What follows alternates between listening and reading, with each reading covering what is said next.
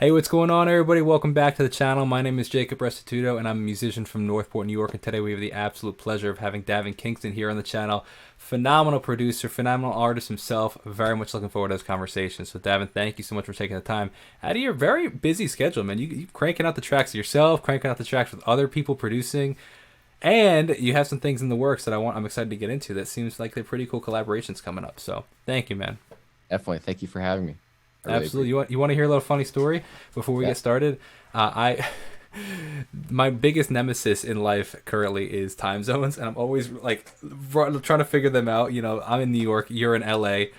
For some reason, I thought that the time zone thing was different, and I was like, oh, I was sitting here waiting at 2 o'clock. 2 o'clock for me, which would have been 11 o'clock for you. Meanwhile, Yeah. it's 3 o'clock. But hey, I'd rather be early than late. I've only missed one interview because of time zones being late.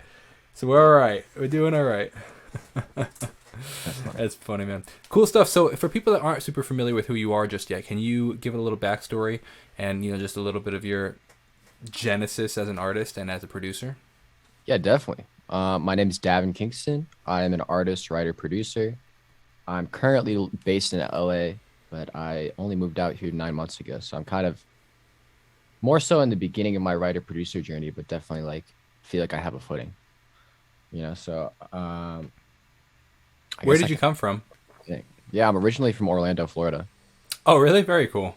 Yeah, I have family down in Orlando, I escaped. constantly down there. Yeah. How I feel about it, I escaped. It's funny, man. So, you move out to LA. How did you've been cranking out some tracks lately, especially as a producer and you mentioned co-writer. How did that start? You moved to, what set things in motion to move to LA? And then how did you get your feet wet when you moved here Yeah, or there? there's a lot of context because before this, I was in Boston and I went to Berkeley College of Music. So that honestly really set me up to move out here. Um, and I got very fortunate to be signed in college. So maybe it's better just to start at the beginning from like Sure. Let's hear Florida it. to now. Let's hear it, man. Yeah, so grew up in Florida. Honestly, my dad is a musical, but the rest of my family isn't. And I wasn't even too into music until I was like 10, maybe 12. Um, like I did piano lessons, guitar lessons growing up, but none of it ever like really stuck. Hmm. My dad has even told me now, he was like, yeah, when you were like 4 or 5, I thought kid's not musical, which is crazy that he says that because it's now literally my job. Yeah, for real. Uh, Proved him wrong, I guess. No, but like, so they tried to like, I tried to be in music. I mean, I tried a bunch of things as you do when you're a kid, like sports, Sure. whatever, music. And I got into video editing actually because I was super into like doing YouTube and stuff like that.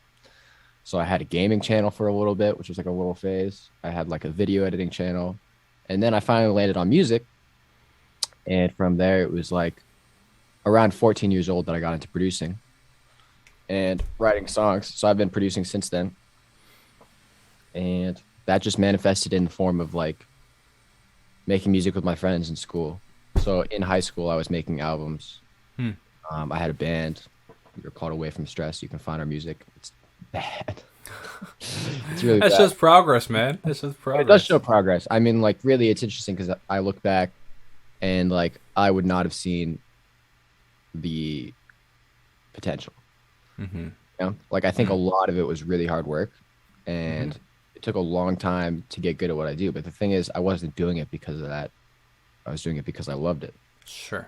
and I love like the like idea of getting better at something through hard work is like, That's the yeah, funny thing about art is like when you start off, you think you're amazing, and then you realize 2 years later that you're not, and you think you're a lot better than you are, and then you realize two years later from that you thought you were amazing back then.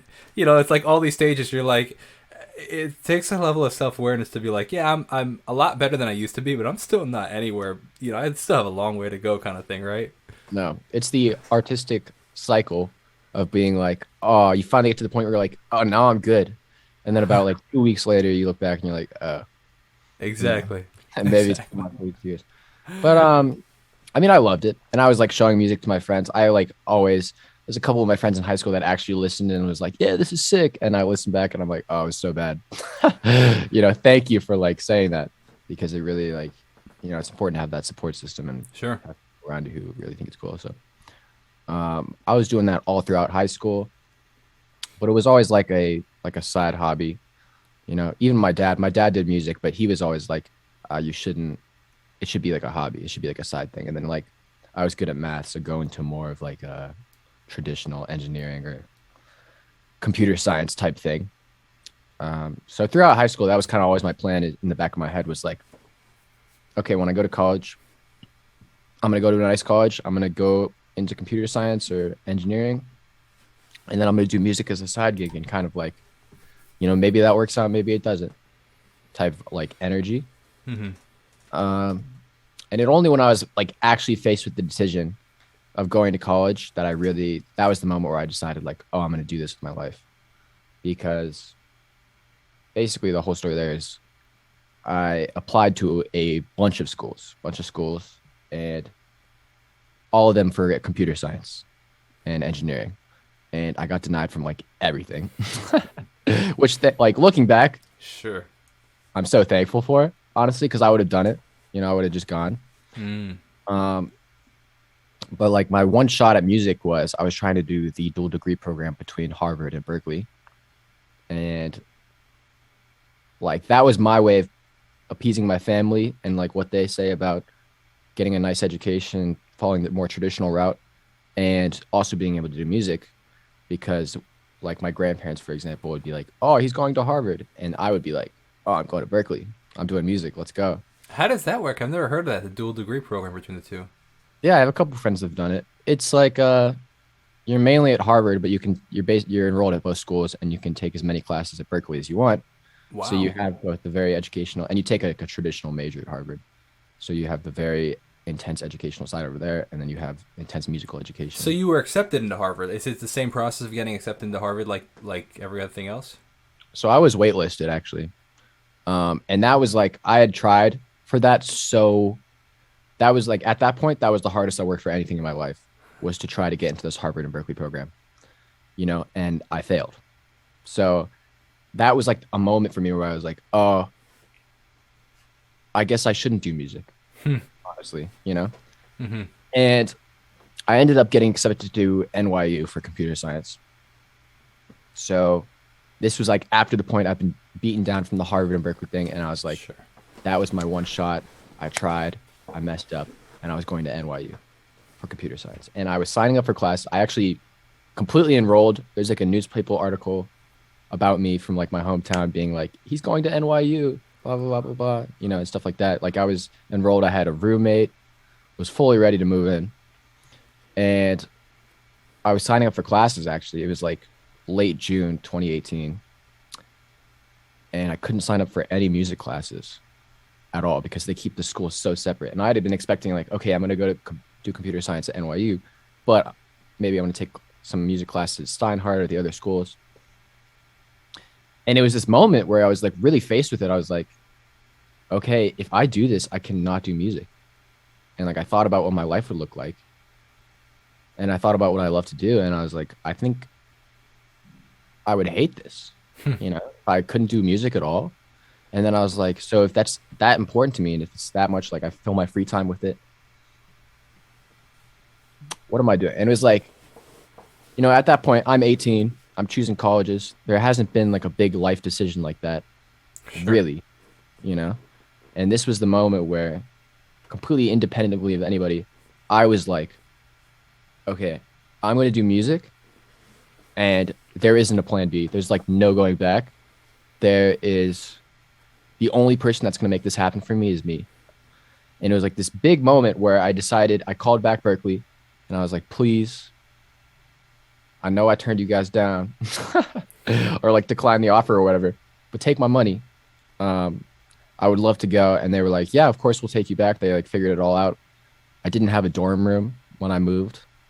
So I just I sent it to Boston. I drove up without a dorm room. I didn't even know where I was going to live in Boston. But I knew like that was I was like, I'm going to go to Berkeley and I'm going to work my ass off, because I'm not just going to like sit through this like 4-year college experience and be like, hopefully I end up with like a job at the end of it, or, it was very like, I'm not taking this for granted. Mm-hmm. I knew basically I'd seen the other path and I was like, I don't want to do that option. So this is my only option. And people talk about it, but I do really think it is important. Like in that moment, for me not to have like a plan B or something to fall back on was like scary, but also really important, you know? It's interesting you say that. I just about a couple hours ago filmed another interview with somebody else, much farther in their careers than both of us. Like they've been doing it for 20 years, kind of thing. And so the guy has a lot of experience, a lot of life lessons, kind of thing. And one thing we very much related on is the fact that like it's this kind of like just you give it your all kind of thing. And we were talking about not having plan Bs. And at this point, I have a lot of people that reach out to me saying like, hey, you know, like I'd love to be a musician kind of thing. Do you have any tips? Or I really like music. I'm considering being a musician. And I always think back to like myself in that position, and I'm sure that you could relate to that. This is like, to some degree, like there is no plan B. Like I'm always wary of those conversations because I'm like, if you're debating it and you're questioning it, like to some degree, I'm like, I don't know how much you really love it. And to make it in this industry, you really need to love it because it sucks a lot, you know. Like it's hard, you know. It's hard in any industry, but like you're not only are you an entrepreneur, but you're an entrepreneur in the arts, and the arts quality is subjective. You know what I mean? It's not like you could you're an architect where you're building a building and if it stands up, it works. You know, like it's very not subjective in like the other fields of work, but. Yeah, so I totally relate to that, and it's like this giving your all kind of thing. It's like if you have one foot in each door. If you have a plan B, I feel like to some degree. Yeah, and the thing is, you're competing. Like really, realistically, you're competing with hundreds of people who aren't. And they're fully in it. They're like, I mean, I try to work. Recently, I was doing like 7 days a week, honestly, which was extreme. But like it's like. You spend your free time doing it. If it's something you really love, like for me, I was spending my free time doing music. Yeah. And like, let's say this was the kind of the logic in my mind. Let's say I went to NYU and I was doing computer science and the kind of music on the side. I would have been at NYU with these people who loved computer science, who like spent their free time learning about it, watching YouTube videos, touching up on it. And they would have been the ones to excel and get these opportunities at the school. I would have been like probably okay. But I wouldn't be like, when some big job opportunity comes in, the teacher's like, oh, Davin should get this. He loves it. He's working hard. And I would be doing music on the side in all my free time. And at that point, it's like, I'm just holding myself back from both sides. It's like, yeah. And now, like when I went to Berkeley, I was producing all the time. I was writing all the time. I was like in my free time because it's like what I love to do. And I was learning about it. And it all compounded into this point where it's like, if it's something you really love to do and you're doing it in your free time, there's like no way you can't excel. Because you're doing it literally all the time. Yeah. And it's really like, that's why I preach like that my music was so bad in high school, because it was. And it's like, it's okay because it's about the work ethic. I've never met someone really successful in this industry who didn't work really, really hard for it or deserve it. No. That's the truth, man. Absolutely. And I think that's the outside perception looking in is like, oh, how did this person get success and like have this song and stuff? But like from the inside, it's like there is no mistakes or like accidents, because everyone I know who's really successful worked their asses off for it and they're so deserving. Sure. Very interesting. So you go to Berkeley, spend your time at Berkeley, and you study music, or Berkeley and Harvard technically. So you have 2 degrees technically from two different universities. So I didn't get into the Harvard thing. So at this point, it was like just. Oh, Berkeley. I see. Okay. Yeah. So I went to Berkeley, and I just like, for me, it was. I think I approached it with this mindset of like, I need this to work, and since there wasn't really at this point, I realized none of the other options would make me happy like this. I just got there and I just really worked. Like, I mean, I was producing all the time. I was talking to every teacher, going to like office hours. I was going to the career center. I was talking to them about just getting my name in there. I was like, I'm a producer. Da, da, da.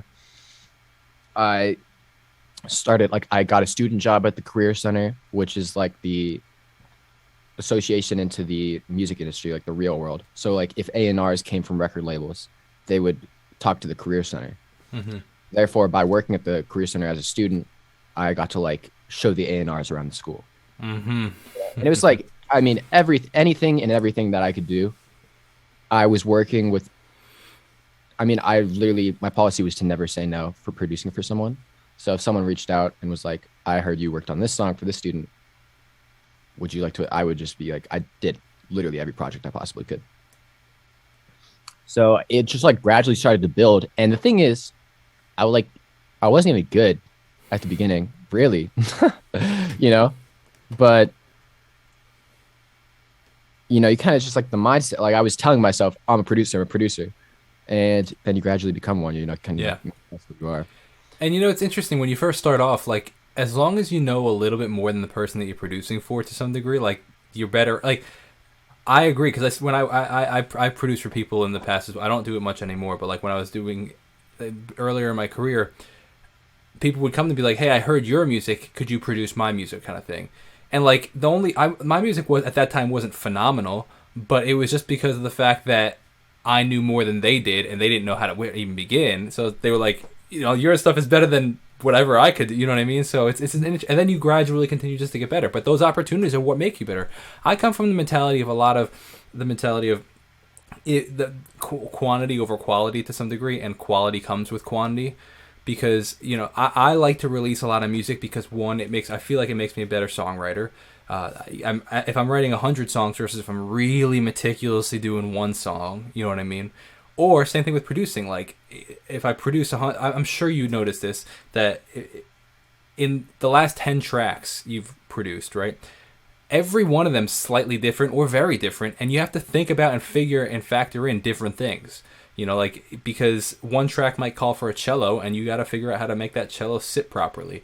One track might call for a synth or a heavy sub bass. And it's like, if you focus on one track and one song alone, you're not going to learn how to mix a saxophone in a you know, whatever rock piece. You know what I mean? But if you're doing a rock piece and a pop piece, you could, you know, you learn all these different traits. You know? Yeah, it's all like, I kind of contribute those first years at Berkeley. And I wasn't even really writing that much other than for myself. At this point, I was like more known just as a producer, but it was like, those were my 10,000 hours. Mm-hmm. And the thing is, the 10,000 hours is never over, in my opinion, especially with music. Absolutely. Music is like one of those things you can infinitely get better at. Agreed. Like, which is why I love it so much, is because I could see myself doing in 20 years, like still being like needing to get better at this. You know, it's not like there's no like end goal, which is it's about the journey. Mm-hmm.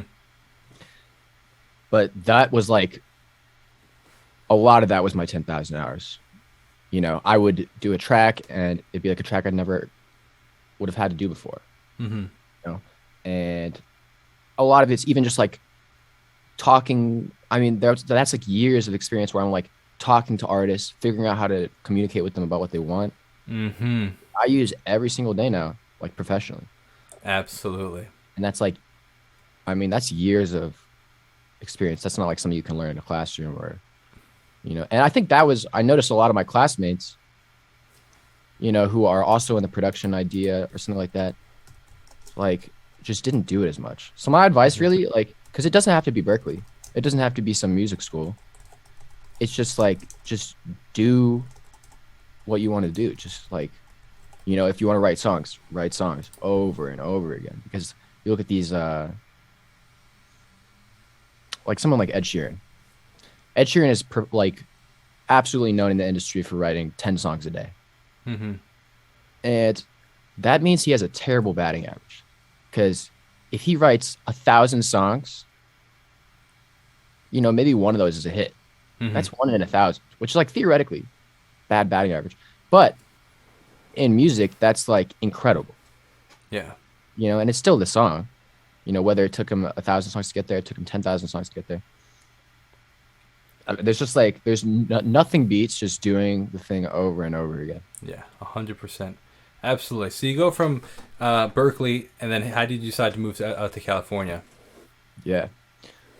At Berkeley, I was producing for people all the time, and then I did this big studio internship actually in Pennsylvania.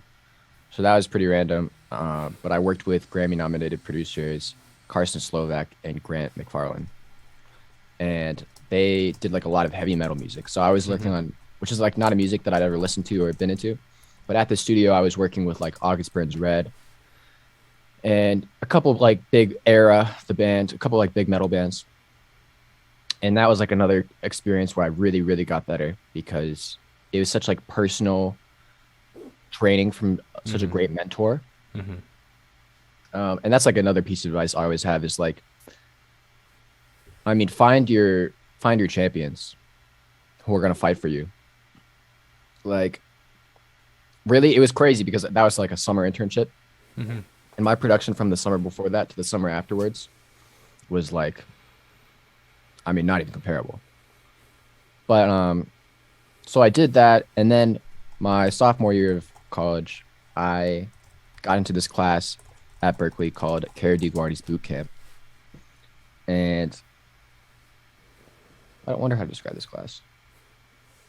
Basically, it's a songwriting producing class. So a whole bunch of people apply from the school, and 15 songwriters get in, 5 producers. Wow. Yeah, so I applied as a producer. So I got in as a producer. And it's just like a very intense class where every week you bring in a new song. You get assigned a random group. So you have 3 songwriters and a producer or something like that. I forget what the exact like ratio is.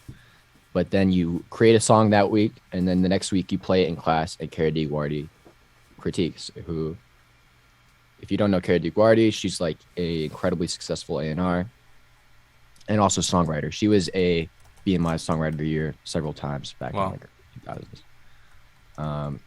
So she was an incredible songwriter that's now become an A&R. She signed like Jason Derulo. She signed John Bellion, Ingrid Andress. So I like went into this class knowing it was a gigantic opportunity because I'm a big John Bellion fan. And he was kind of like what got me into producing and writing. So I went into this class with the mindset, Cara DiGuardi signed John Bellion. I want to get signed by Cara DiGuardi. You know? And this is all like leading to how I got out to LA because, you know, what enabled me to move out here and make it work. So I took this class and I really like the first week. This is the thing. The first week I went in with like the best song I'd ever made. And I was like, this is the best song I've ever made. She's going to love this. I'm going to get signed. You know, it was like genuinely this mindset. Sure. I went in and she absolutely ripped it to shreds. She was like, I just don't get it. This is like not good. It's not emotionally in touch. The song is bad. The production doesn't feel in tune with the song. And just like ripped it apart. And I was heartbroken about that for like 30 minutes. And then I was more inspired than I'd ever been in my life. And like, I thank her so much for like so many of the teachers at Berkeley would just be like, yeah, your song's good. Shoot along. But like, the truth is, music industry is incredibly competitive. Whether they succeeded in like a professional pop sense, you are competing with like Ed Sheeran, you're competing with Ryan Tedder, competing with John Bellion, these people, which is like a scary thought. Don't think about that. But yo, for real, I hadn't really actually thought about that. That's pretty wild. You know, you are like at all times. You know, so you have to raise your bar constantly. Yes. You know, like that upward trajectory has to always be there, and it's important to have someone who comes in like and tells you your songs aren't good enough, so that you know to get better. Yeah. You know, I think that's one of the most important things for anybody that is an artist, and being an artist can be incredibly lonely because there's not a lot of people that are like-minded essentially. But that's the beautiful part about the internet or just songwriting groups or anything. I think it's super important to find like-minded people that you can learn to trust and then get genuine feedback, because there's nothing, at least for myself, there's nothing more frustrating than like having like an 85% finished song, showing it to somebody looking for genuine feedback to see like, hey, I know I'm not the best musician in the world, like give me some feedback. And then like, no, it sounds great. I'm like, no, just something. Tell me the hi-hats are too loud. Just tell me something, man. Like, But like, so when you meet those people, it's an incredible opportunity to really grow as an artist. Yeah, absolutely. And you want to keep those people close, like all, Absolutely. you know. And like I thank her so much that she pushed me in that way because I thought I was really good. Yeah. And now I look back at right where I was at that time, and I was like, wow, Mm-hmm. you know. And I still look at where I'm at, and I'm like, I have so much to learn. Sure. And it's kind of always that mindset. I mean, but anyways, was in the class, got the first tongue torn to shreds, and then from then on, like really dedicated myself to like learning songwriting as a skill, Mm. you know. And I went super hard on that for like that entire class. Like I was writing, I don't know, I was doing like 4 to 5 sessions a week where I was co-writing with people, and also co-writing is a different skill too, which all you have to kind of approach everything as like its own skill and challenge that you can learn and like move on from. Because I think a lot of Yeah. people music is like a very natural, like not, you know, you can look at like some other subject, engineering, and you'd be like, oh yeah, you learn this math subject, Mm. this math subject, and you learn this math subject, and then you're a good engineer. And music is the exact same way. It's like co-writing, writing, auto-tune, producing, recording, setting up mic placement. It's like all of these skills that turn into one song, you know? That's a great analogy because you're right. So many people think it's just, oh, you're naturally musical. You know, you have good rhythm, whatever the case is, right? And they don't recognize the fact that there's so many different skill sets you have to learn. Even as an artist, you forget that you have to learn, and you can become very hard on yourself. You know, but like if you were in an engineering program, you would recognize the fact of, oh, I can't do that yet because I don't know how to do this, and it's like that's easy to, you know, it's a very linear A and B, but it's the music industry isn't sort of like that. So as you recognize that, it's like, oh, let's stop for a sec, let's learn this, really learn this, let's get really good at songwriting, and then we'll get really good at producing. And obviously you can do them at the same time, but like it's being Yeah. conscious of the fact that like some things aren't always innate, and Yep. 95% of people it's not innate. It's just a lot of hard work. It is like, I mean, it's so much hard work. And, you know, I spent like a month at that recording studio learning how to do vocal tuning Mm-hmm. or like vocal editing. And now I use it in every single song I do, but it's like, What's that's like one? one skill. Let me ask you about that. Let's nitpick that for 2 seconds. What's one misconception about vocal tuning that you would, or one thing that you think people are doing wrong that you've learned in that month or say, That people or do one wrong. tip that you might have? Hmm. Let me think about that for a sec. I mean, it was kind of incredible. I honestly learned how far vocals could be off and that you make them good. But on the counter end of that, like, you can't like fake the emotion of something. Mm. And that translates like outside of vocal editing. But like songwriting wise, I think the biggest songwriting thing I learned in that class, Kara, was like everything has to be authentic. You know, and I you laugh can't. because that is the exact answer that the previous conversation I just had gave was authenticity. So I apologize, but continue, please. No, it's true. I just like it really is true, and you'll notice that with like the most successful songwriters or even the most successful songs. There's something within that song or that artist that like resonates globally with Mm-hmm. the majority of the population it comes across. You know, and it's like why? Mm-hmm. And I like to think about it in movies. Like, why does a movie resonate with so many people versus another movie that doesn't?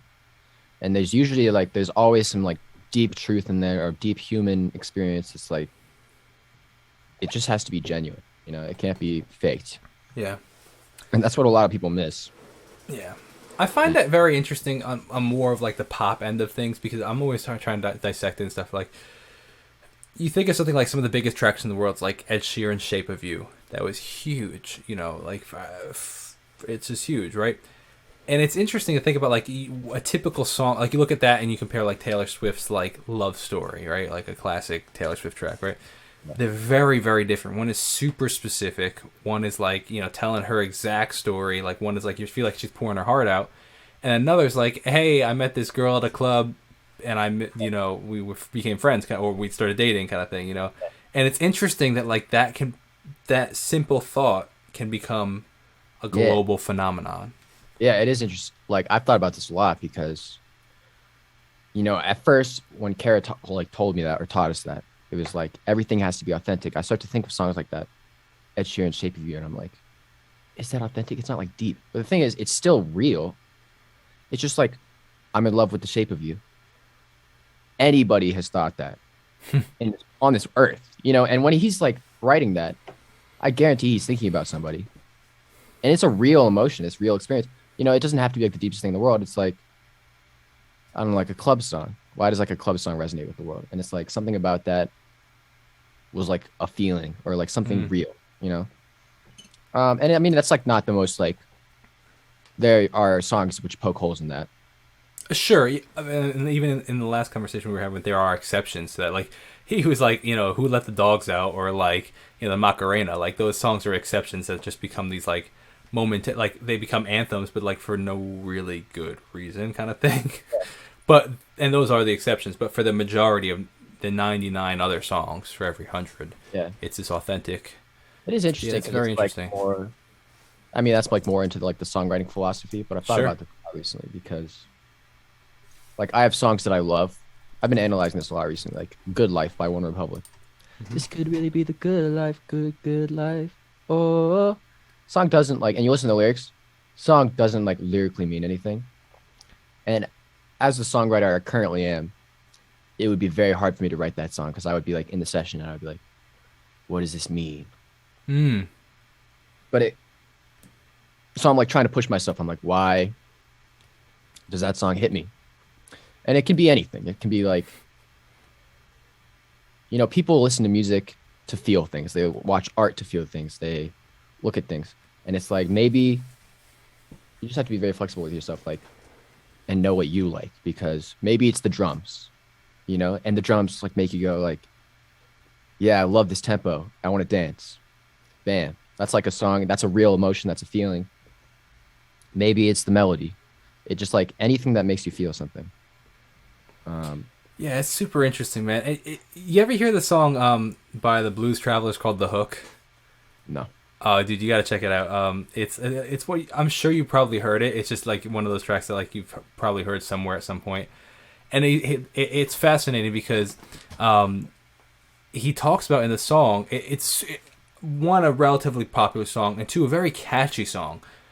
And like people like love listening to it, love you like hear it at like all these bars and stuff, people covering and stuff. But it's literally about the lyrics of the song say, "I could write anything in this hook, and as long as there's a good melody, you would sing along." And that's the concept of the song.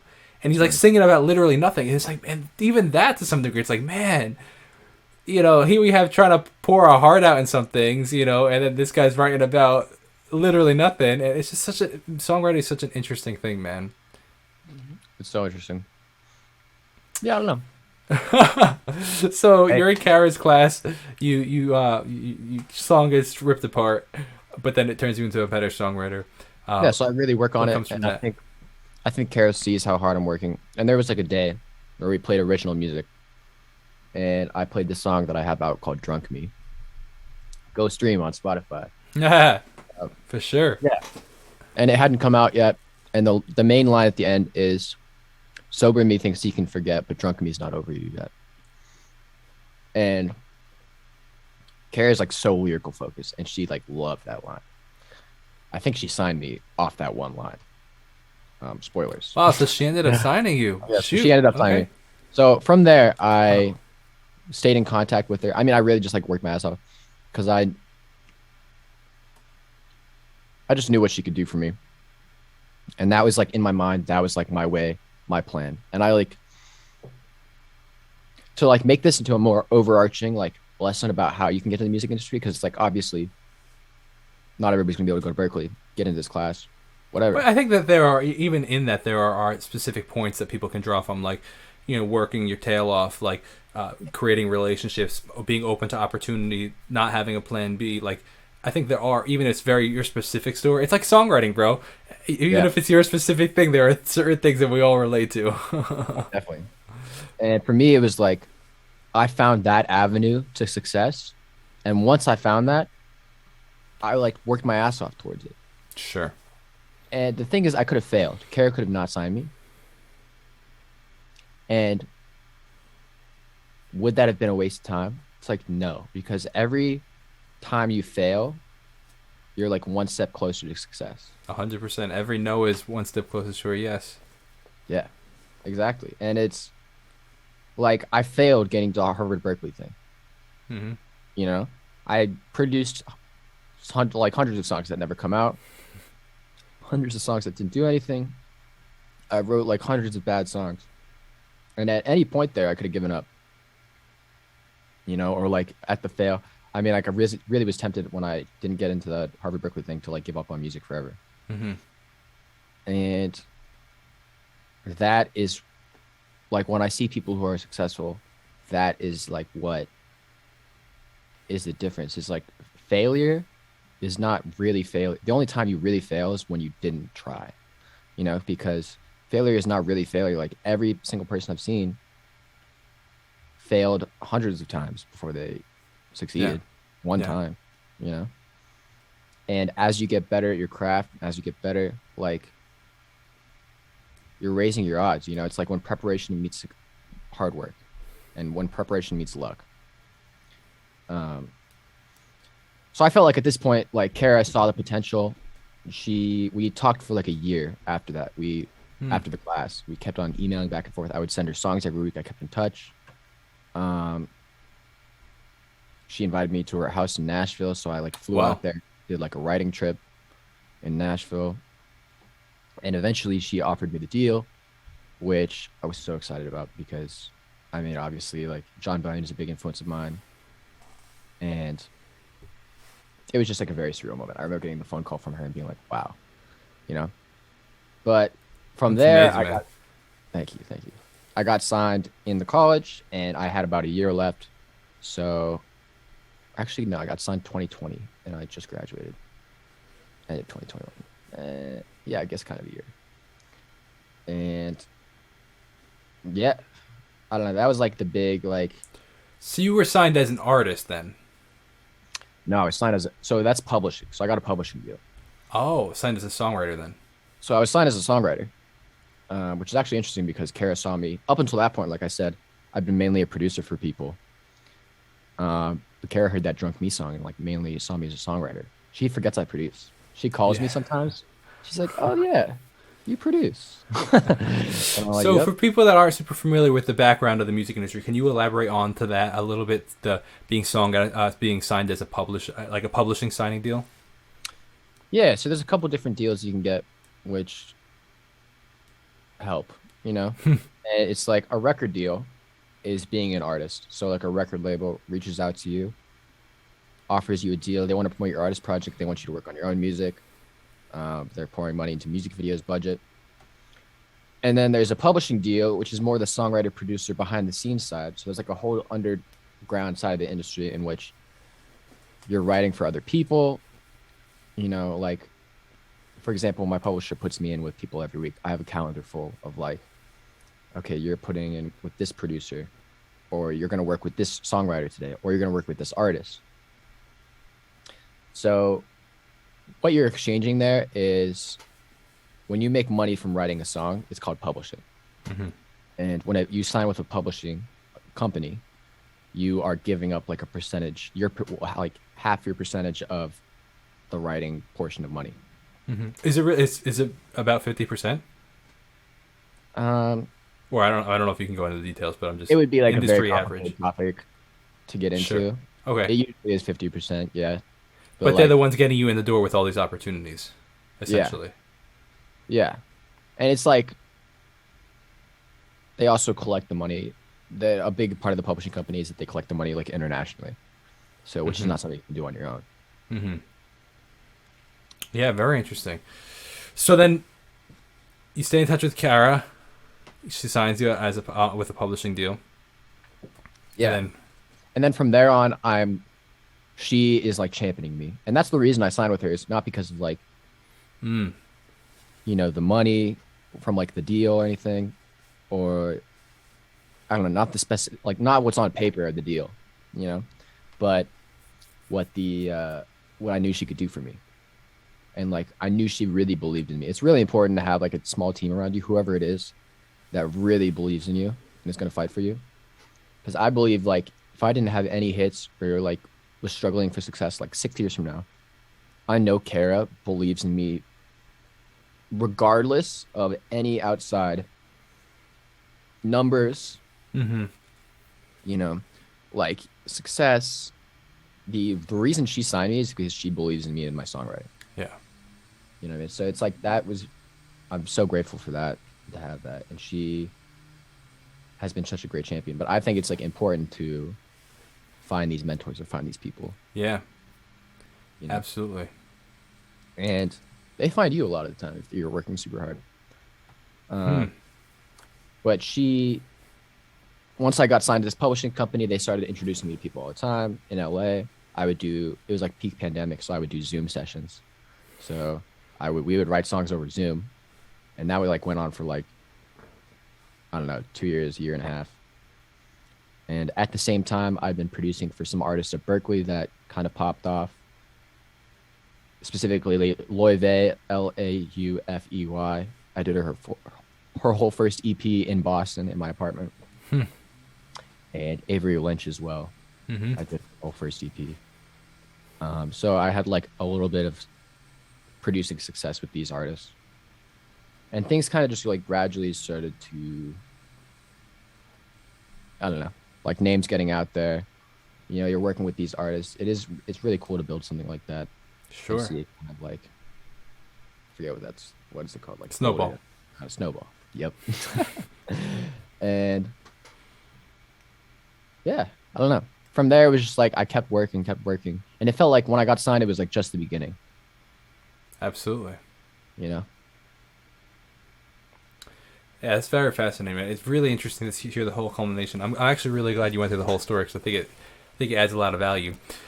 Now, let's talk about some of the stuff you're currently working on, or like whatever you're obviously allowed to talk about. But today, it's a part of how I found you and your music is actually through an artist named Blue Eyes, which actually a song is coming out today. I'm not exactly sure when this video will air, but today is Friday the 22nd of July.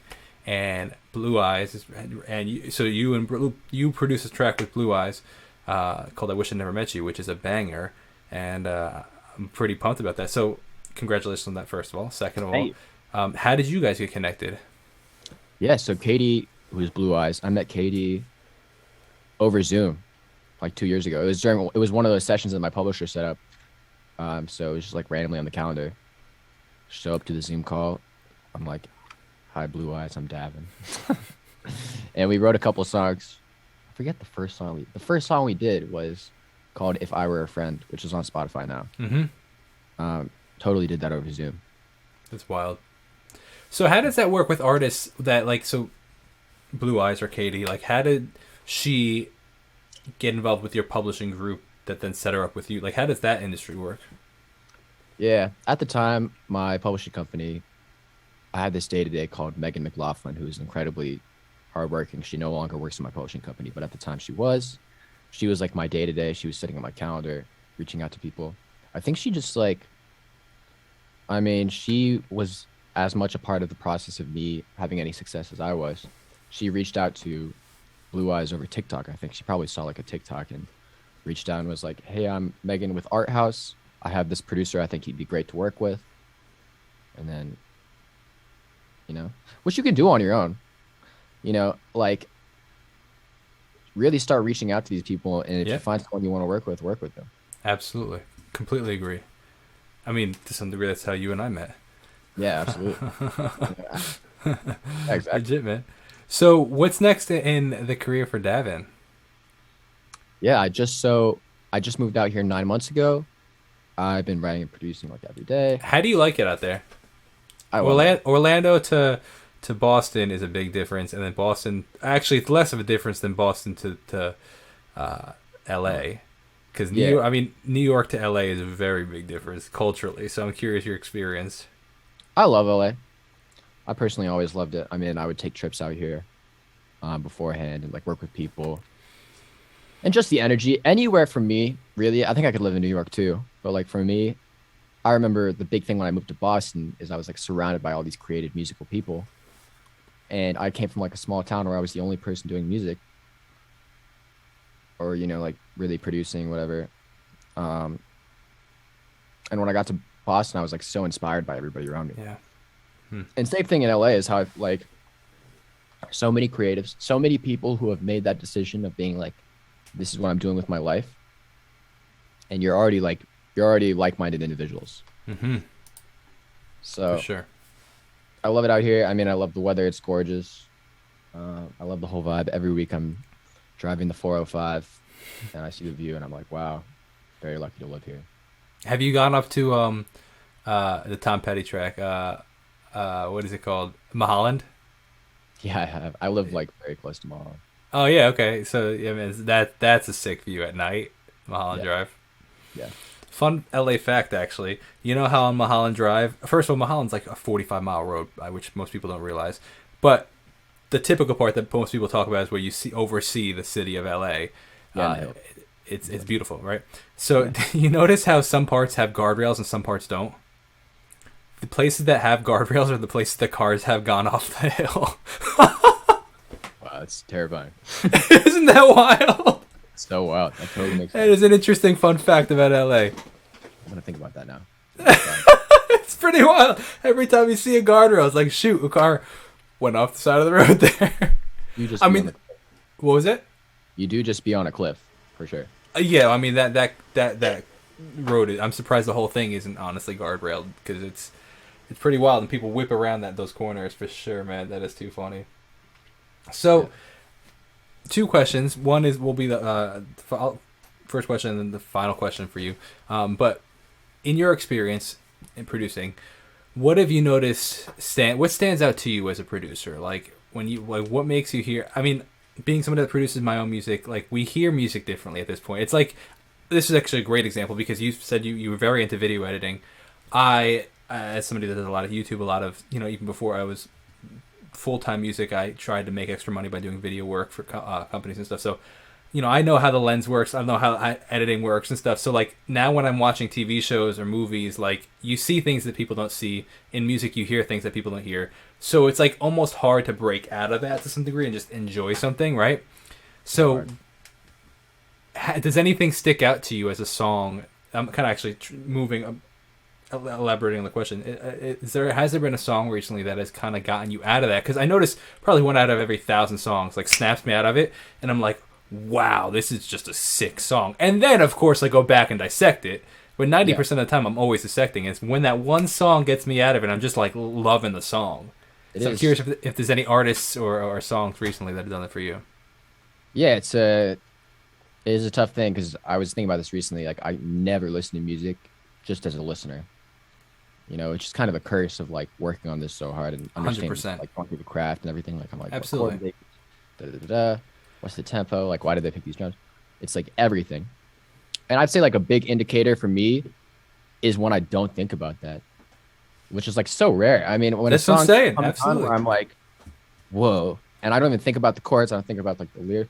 Like, I just like listen. I always am like, that's a pretty rare experience for me right now. And I completely agree. Does anything stick out like specifically to you, like any track? I love this artist Amelia Moore. If you listen to Amelia Moore, all right, Amelia Moore signed to Capitol. She just released her first EP. She's incredible.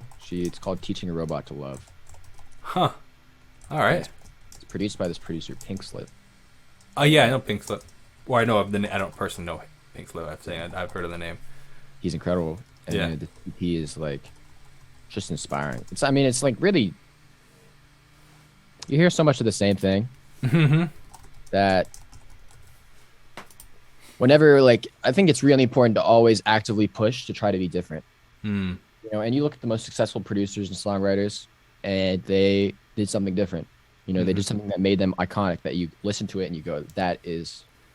Well, it's actually really interesting because, again, referencing the conversation I had with somebody earlier, they were saying that a lot of times authenticity leads to this uniqueness that ends up being your personal stamp, right?